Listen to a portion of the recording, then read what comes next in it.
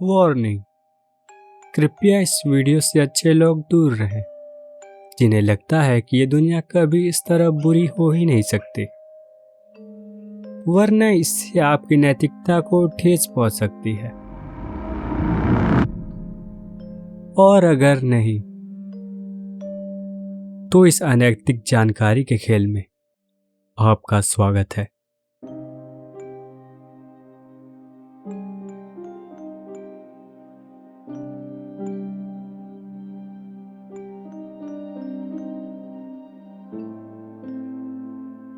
माकियावेलिनिज्म dark tried का सबसे खतरनाक और सबसे शातिर ट्रेड। डार्क ट्राइड के बाकी दो पर्सनालिटी के तुलना में ये पर्सनालिटी काफी अलग है। साइकोपैथी और नार्सिसिज्म जो अपने ईगो और इम्पल्सेस जैसे नियंत्रण होने के लिए जाने जाते हैं, जबकि माकियावेलिज्म इनसे काफी अलग पर्सनालिटी और सुपीरियर मानी जाती है।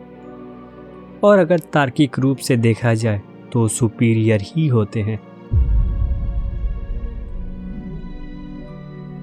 माकियावेलिज्म क्या है और वो क्या कर सकते हैं, इससे जानने से पहले हम उसकी ओरिजिन से शुरुआत करते हैं। The Prince early 16th century की लिखी गई सबसे मशहूर पॉलिटिकल किताब। वो किताब कोई साधारण पॉलिटिकल किताब नहीं थी।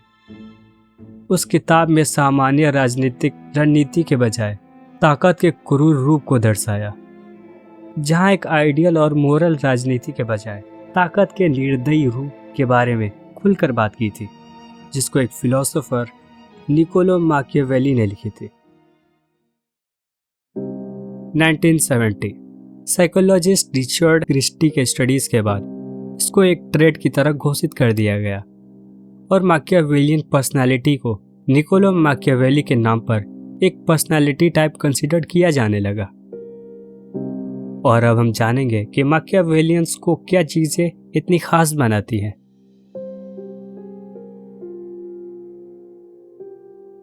एक्सट्रीम सेल्फ इंटरेस्ट, जो अपने मतलब के लिए किसी भी हद तक जाने की ताकत रखते हैं। एक ऐसा कोल्ड सेल्फिश नेचर जिनके लिए उनके गोल्स इतने अहम हो जाते हैं कि उन्हें किसी भी चीज की मर्यादा को लांघते देर नहीं लगती। ऐसे लोगों को खुद के इंटरेस्ट और गोल के सिवा किसी भी चीज की परवाह नहीं होती। ज्यादातर मैकियावेलियंस का गोल पावर और पैसा ही होता है।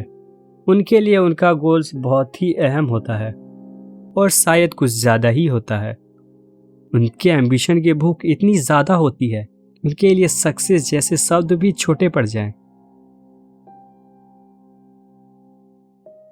जैसा मैंने बताया, वो साइकोपैथ या नार्सिसिस्ट की तरह अपने इम्पल्सेस से नियंत्रित नहीं होते और ना ही वो प्राइड के पीछे भागते हैं। उनकी इसी सेल्फ कंट्रोल की वजह से वो अक्सर फिजिकल वायलेंस जैसी चीज़ों में इतने इंगेज होना पसंद नहीं करते और वो ज़्यादातर साइकोलॉजिकल एक्सप्लॉयटेशन प्रेफर करते हैं। ऐसा नहीं है वो फिजिकल वायलेंस करने के काबिल नहीं है, जबकि वो जानते हैं जहां वो सामने वाले को दिमाग से नियंत्रित और तोड़ सकते हैं तो उन्हें हाथ उठाने की जरूरत ही क्या है। माकियावेलियन को सबसे श्रेष्ठ मैनिपुलेटर कंसीडर किया जाता है और यहाँ मेरा मतलब डार्क ट्राइड के दोनों पर्सनालिटी से है। माकियावेलियंस के लिए दया और करुणा जैसी भावना का कोई अर्थ नहीं। वो चीज़ें तब तक ठीक है जब तक वो चीज़ें उनकी एम्बिशन की रुकावट ना बने। वो दूसरों के इमोशंस को अपने फ़ायदे के लिए इस्तेमाल करना या दूसरों के बुरे मेंटल कंडीशन का इस्तेमाल करना उन्हीं के खिलाफ सिर्फ और सिर्फ खुद के फ़ायदे के लिए, ये माकियावेलियंस के लिए आम कंसिडर किया जाता है। अगर आप किसी माकियावेलियन से मिलते हैं तब भी आप उनके बिहेवियर में अंतर नहीं बता पाएंगे। वो आपके सामने इमोशंस बेखूबी से दिखा पाएंगे और वो इस तरह से ढोंग कर सकते हैं कि उन्हें आपकी कितनी ज़्यादा परवाह है।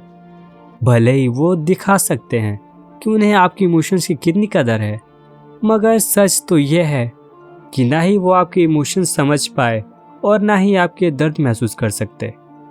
ऐसा नहीं है कि वो प्रिटेंड करते हैं कि उन्हें किसी भी चीज़ की परवाह नहीं। जैसा मैंने कहा, वो भावना समझने के काबिल नहीं है। ऐसा इसलिए क्योंकि उनमें एलेक्जेथाइमिया जैसी मेंटल कंडीशन होती है जिसकी वजह से वो इमोशनल ब्लाइंड होते हैं। इसका मतलब वो इमोशंस देख और समझ पाएंगे, लेकिन उन भावनाओं को असल में कभी महसूस नहीं कर सकते। उनके लिए वो भावना महज कुछ इन्फॉर्मेशन के जैसे है, जिसका इस्तेमाल वो अपने सामने वाले के खिलाफ अपनी ज़रूरत पूरी करने के लिए कर सके। नैतिकता हर इंसान के लिए ज़रूरी है, और शायद कहीं ना कहीं ये सच है और शायद नहीं भी।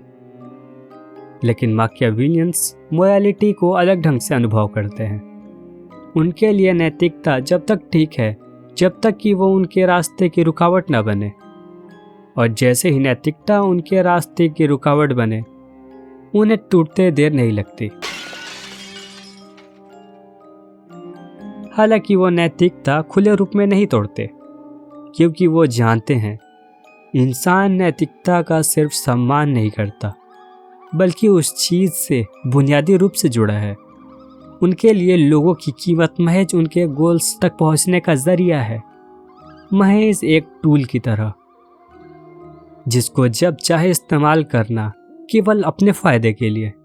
कितनी घिनौनी चीज़ है ये, है ना?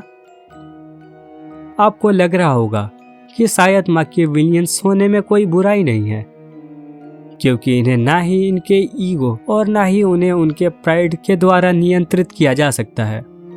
मगर हर चीज़ की कीमत किसी न किसी को चुकानी पड़ती है।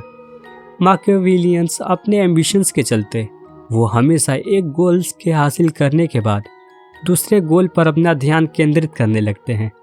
उनके सेल्फ इंटरेस्ट के आगे किसी और की दूर की बात उन्हें खुद को काबू करना मुश्किल हो जाता है। उनकी सफलता और ताकत उनके लिए ज़रूरत से बढ़कर एक पागलपन की भूख में तब्दील होते देर नहीं लगती, चाहे वो कीमत समाज को चुकानी पड़े या खुद उस एम्बिशन से भरे शख्स को। ऐसी सफलता हासिल करने का क्या फ़ायदा जहां आप अकेले बढ़ जाओ? ये तो सिर्फ खोखला अधूरा एहसास है, जो सिर्फ खुद के इंटरेस्ट के लिए किसी भी चीज़ को कुचलने की अनुमति देता है। कितनी अजीब बात है ना? इतने निर्दयी समाज के दुश्मन को हम आइडियलाइज करते हैं, और उनके अधूरे ज्ञान के साथ अगर विचारों से बढ़कर देखा जाए तो ताकत वो शांति है जो लाशों के ढेर से आती है। ताकत जो कहानियों में होती है वो असलियत से परे है। अगर आप ताकत को असल में जान पाओगे तो आप खुद वैसा कभी नहीं बनना चाहोगे। और वैसे भी ये सिर्फ थ्योरी किताबी कहानी है, फालतू समझ कर छोड़ दीजिए। वैसे भी क्या लगता है एक बच्चे के ऊपर कितना दबाव डाला गया होगा कि वो अपनी इंसानियत होने की असल खूबियाँ खो देता है? क्या वो माँ बाप रहे होंगे जिन्होंने उस बच्चे पर इतना जुल्म किया कि वो अपने खुद की भावना के प्रति घिनौना महसूस करने लगे? जिनके लिए उनके एम्बिशन से भरे सपने वो बेहिसाब ताकत जो धीरे धीरे उनकी ज़िंदगी से बढ़कर ज़रूरी हो जाती है। अगर इतना सब के बाद भी मैकियावेलियन आपको फिर भी आइडियल लगता है तो ये ज़रूर याद रखिएगा, क्या करेंगे आप उस बेहिसाब ताकत और नियंत्रण का और उस खोखले एहसास का भी?